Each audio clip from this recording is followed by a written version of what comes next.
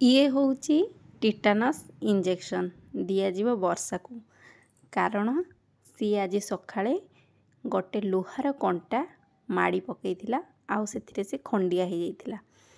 Tetanus injection ସାଧାରଣତଃ ଆମେ ଜାଣିଛୁ ଯେ ଧନୁଷ୍ଟଙ୍କାର ରୋଗରୁ ରକ୍ଷା କରିବା ପାଇଁ ଦିଆଯାଏ।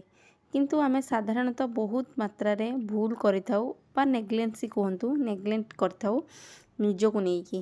ଯେତେବେଳେ ଆମେ କିଚେନ୍ରେ କାମ କରିଥାଉ ଆଉ ଛୁରୀରେ, ପନିକିରେ କି ଅନ୍ୟ କିଛି ଲୁହା ଜିନିଷରେ ଆମକୁ କଟ୍ ହେଇଥାଏ, ହେଲେ ବି ଆମେ ଟିଟାନସ୍ ଲଗାଉନି କି କାହାକୁ ବି କହୁନି। କ'ଣ ପାଇଁ ନା ଛୋଟ ଖଣ୍ଡିଆଟେ ହେଇଛି, ଛୋଟ କଟ୍ଟେ ହେଇଛି, ତାକୁ ଆମେ ନେଗ୍ଲେକ୍ଟ କରୁ। କିନ୍ତୁ ଏଇ ଛୋଟ ଜିନିଷ ଆମକୁ ଏତେ ବଡ଼ ରୋଗରେ ସାମ୍ନା କରିବାକୁ ପଡ଼େ, ସେଇଟା ଆପଣମାନେ ଜାଣିନାହାନ୍ତି।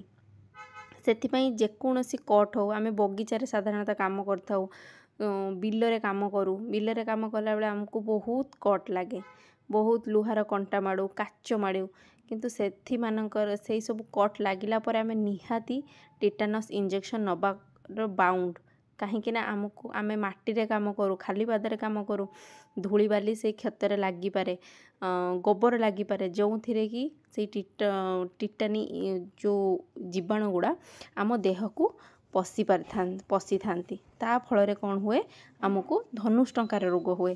ସେଇ ବଡ଼ ଧନୁଷ୍ଟଙ୍କାର ରୋଗରୁ ରକ୍ଷା ପାଇବା ପାଇଁ ଏଇ ଛୋଟ ଇଞ୍ଜେକ୍ସନ୍ଟା ତ ଲଗାଇବାକୁ ହିଁ ପଡ଼ିବ।